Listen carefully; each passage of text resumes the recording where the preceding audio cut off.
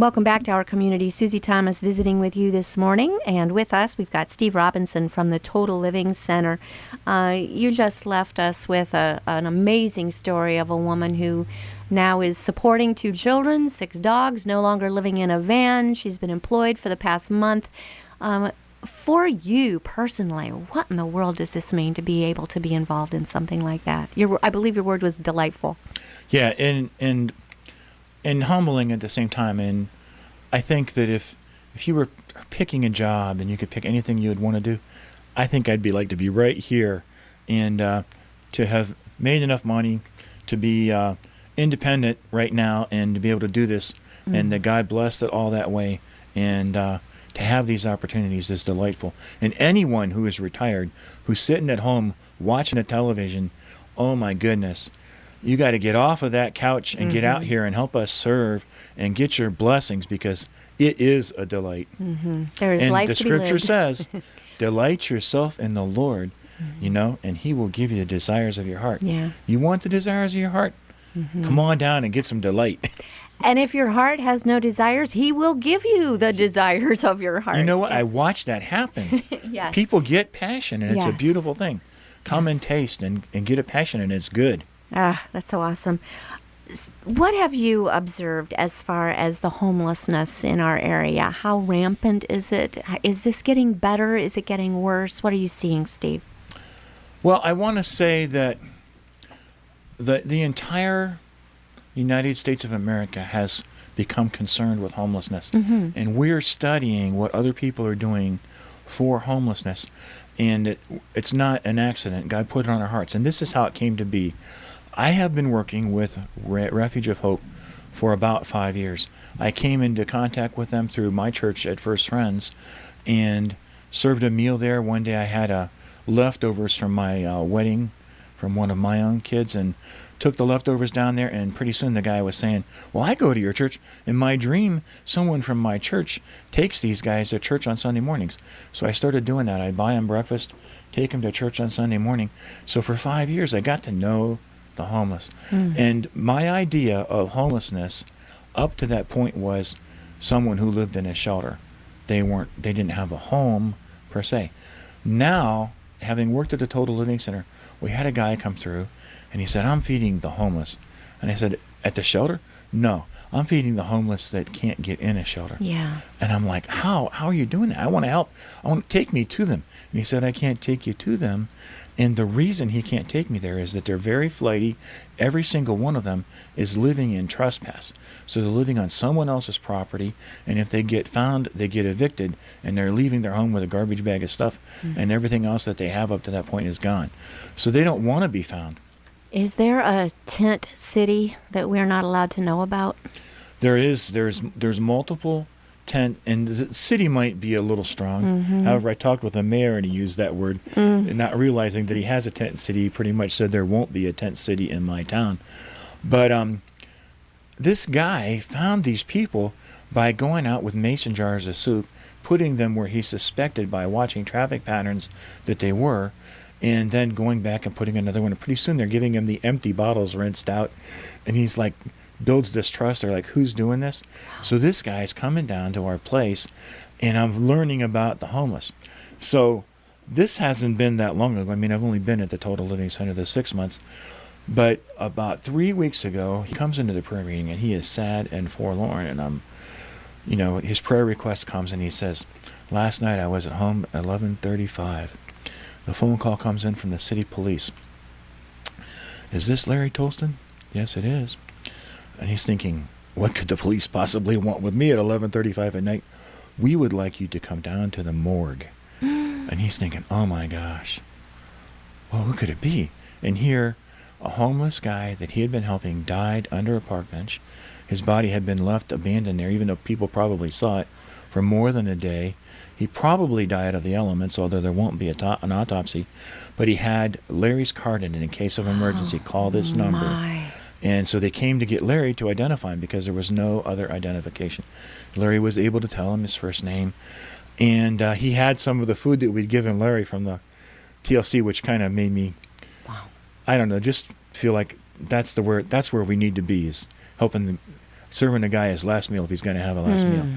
But as the day wore on, and I want to tell you this with the most passion that I could possibly say it, as the day wore on, I was convicted that the Total Living Center was locked up the night that he died, and over 300 other churches within walking distances of him were locked up, all of us heated, warm enough to keep him warm, and that should not happen again. So next year, by this time, I am hoping that we'll have a place where someone can go that can't go into the Refuge of Hope, can't go into the YWCA because they have an addiction, because they can't pass the breathalyzer, because they're mentally so screwed up that they can't do the social interaction. We're just going to try to help. I have coined the phrase, I was talking with Pastor Stan Henshaw the other day, the least of these, the leaster doesn't get any leaster than these guys. So the leaster of these is who we want to help. People that are absolutely outside the realm of the continuum of care, where they can actually give them hope. These men, and mostly men, but some women, some with children, are hopeless. They're not even hoping to be able to get into shelter. They're just hoping to survive the night.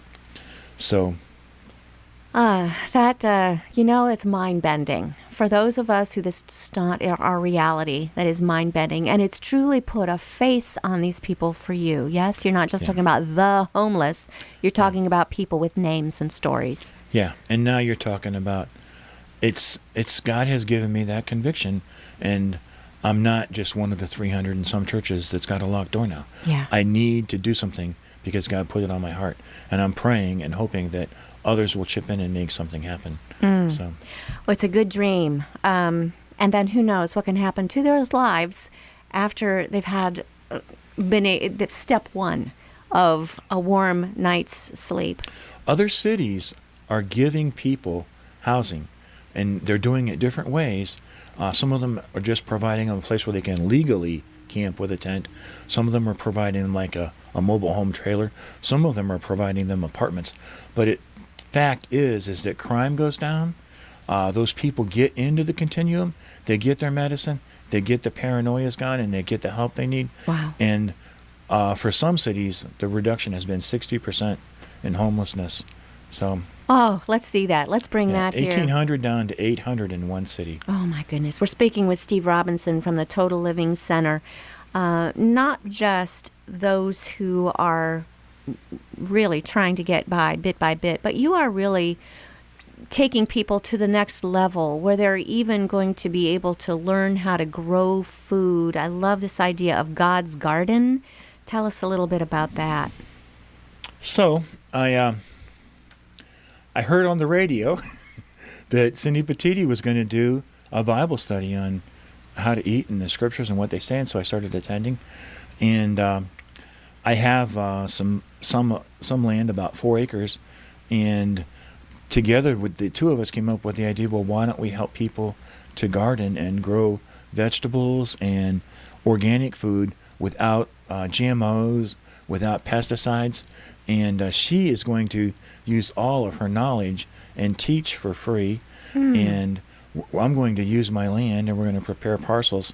And we're just going to give people a chance to grow food for themselves over the summer. And it's conveniently right by a city bus stop, although it's in Plain Township. But also, we're going to provide transportation for as many as 16 people. Oh, my goodness. And Cindy's going to host it at her nursery. She's going to put starter plants in the nursery. And the plant date will be, I believe, June 2nd, right after Memorial Day. And in the meantime, we're going to learn how to do all of these things organic, how to protect them from the pests and funguses and all these things that she knows and has all her nursery expertise. Now, Petiti Gardens is going to be out in Louisville. The garden itself will be in Plain Township, but you are providing transportation for people to be able to attend the classes and then also to be able to come do the gardening? Right, and we have 16 seats in the vans that'll leave from the Total Living Center. And then the garden has a bus stop right across the street. Fantastic. And then Cindy's not on the bus line, but we'll be driving you there when you need a chance, because most of the people we're targeting would not be able to do that. But if you want and you have your own transportation, you could be more than the 16. So Okay, so you can accommodate more than 16 people in the garden. It's just that's how many people you can actually get from here to right. there. And if anybody was listening and thought I could drive, then we could accommodate more because We'll we pretty take much have- drivers. we'll Yeah. take Let's drivers. say somebody says, that's an awesome idea. I want to volunteer. I've got a van. I'd be happy to do that. How do they Perfect. get in touch with you? 330-455-3663.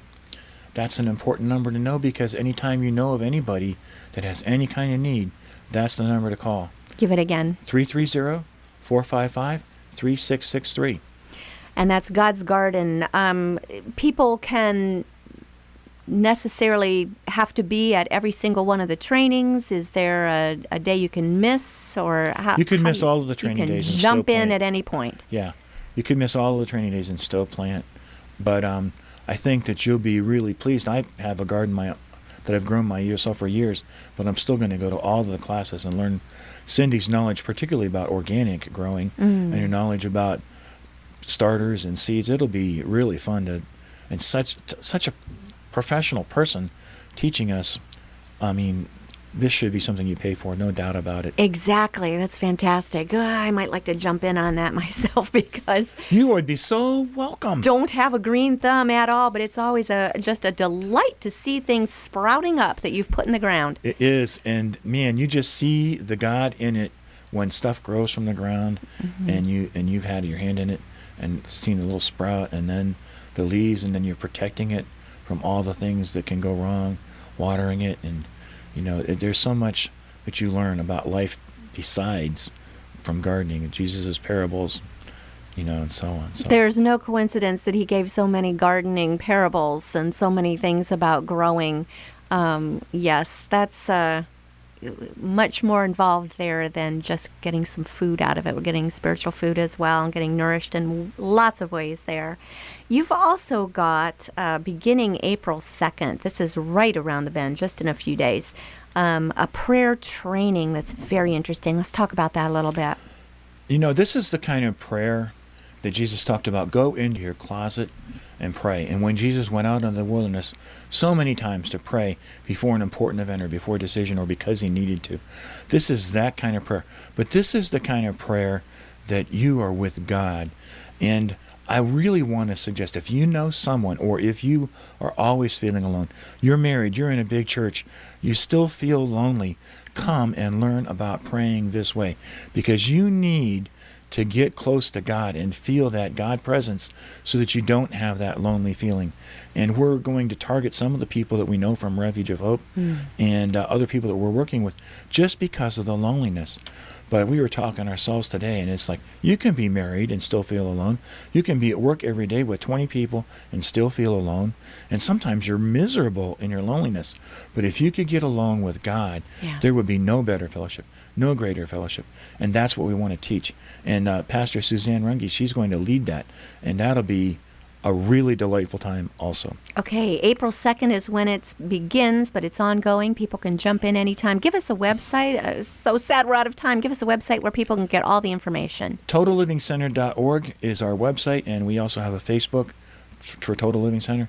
And we're not terribly good about keeping up on our internet frontage, but you are welcome to walk in, and we have old-fashioned flyers and literature, too. Perfect. Every event we've talked about. Awesome. Steve Robinson from the Total Living Center, thanks so much for joining us in our community.